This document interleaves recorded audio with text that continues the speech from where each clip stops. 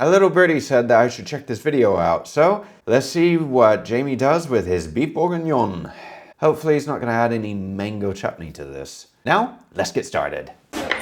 I'm gonna wow my guests with a Christmas twist on a classic beef bourguignon. We're taking this beef bourguignon to new heights. We need to start by marinating these. So I'm gonna chop it into like 5 centimeter chunks. This is 1.5 kilos of beef cheeks. We're gonna go in with a bottle.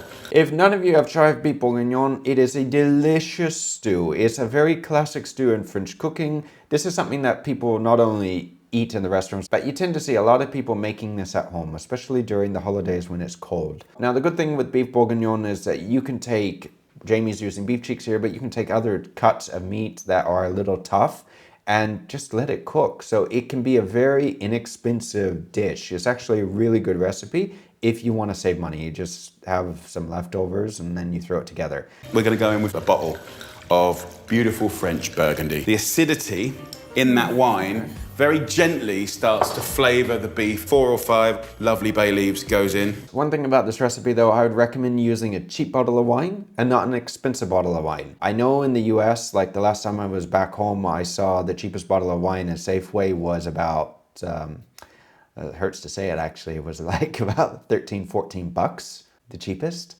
Like literally here, I can walk into my local grocery store and find a decent amount of wine for €2. Which is about $2, $2.20, $2.30, yeah? Not expensive. I've got some rosemary in there, a little bit of thyme as well. 4 or 5 cloves of garlic, 4 sticks of celery. Then I'm gonna get some carrots. We've got 1 onion, roughly chopped. So far, so good. The only thing is, if you're going to be marinating this much in a bowl, I would recommend getting a bigger bowl than this because, as you can see, everything is flowing over the top. And when you want to marinate, you want everything to be submerged. You don't want everything to be above the waterline. Yeah? Now, Jamie here is adding the base ingredients from mirepoix, as I've explained before. This is the base to a lot of French cooking. These are the aromatic vegetables, the flavoring. This is very good.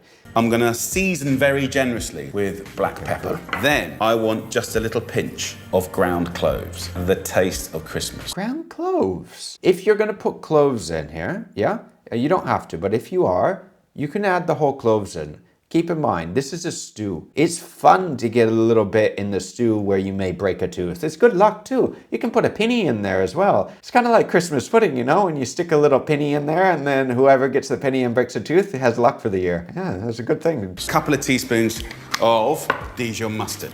It's not classic, but it's Christmas, guys. Dijon mustard and beef bourguignon. Oh, he's right about that. It's not classic. There's also a city called Dijon. Anyway, Dijon has other spices in it. It has white wine in it.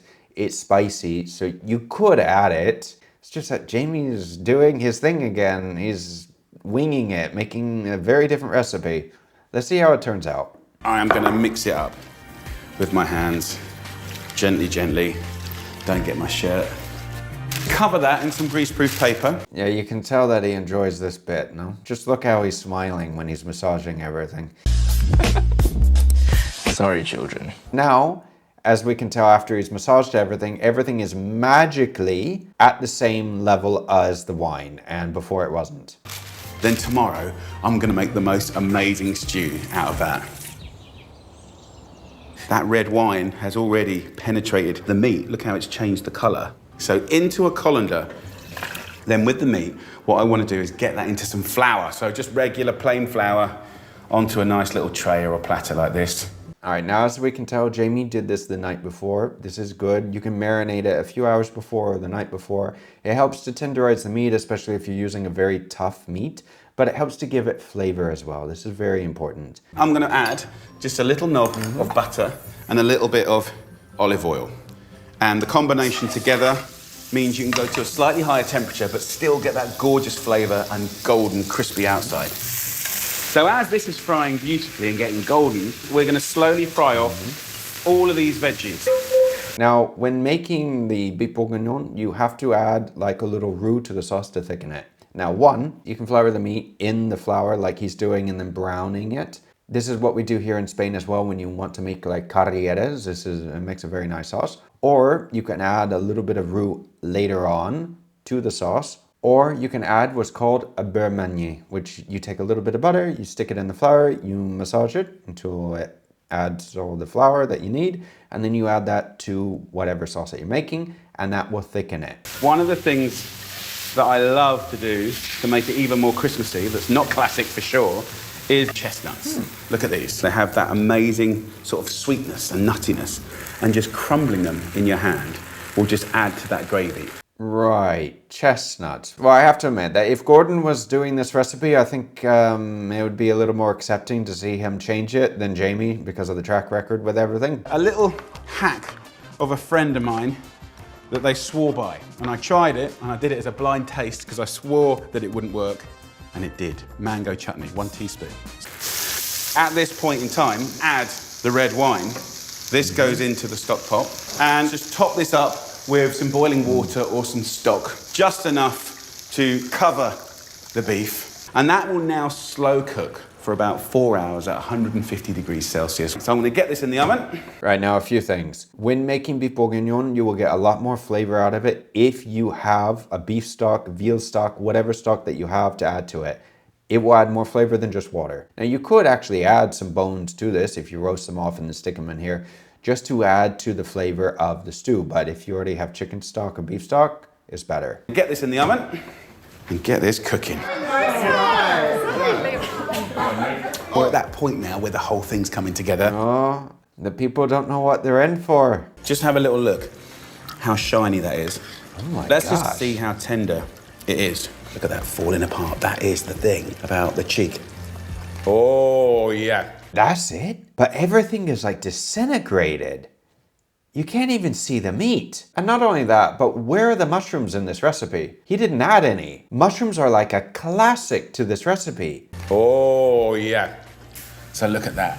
Beautiful, chunky, shiny beef bourguignon. My dad is going to absolutely love that. Oh my goodness. That looks more like dog food. Honestly, this is supposed to be a stew, not puree. Bloody hell. You can barely tell the difference between the vegetables and the meat. The only vegetable that you can tell that's in here are the carrots because they're a different color. Guys, we got a little bit of beef bourguignon here. Everyone help yourself. So nice. That's it. Obviously, this is not the classic recipe of beef bourguignon. Jamie decided to do his own thing, as always. Texture of everything just looked really, really overcooked. I mean, when you see beef bourguignon, you see beef bourguignon in the videos, you see Ramsay make beef bourguignon, you see other chefs, Julia Child, any of their beef bourguignons, you can tell the difference between the veggies, the meat, and the sauce. And then when you pair the beef bourguignon with some nice like mashed potatoes, it's like a delicious meal, but super tasty. If any of you have made Jamie's beef bourguignon, this recipe, please share your thoughts down below on how it was. And if you have any photos, share some photos. And anyway guys, take care, Happy New Year, and until then, I'll see you again very soon.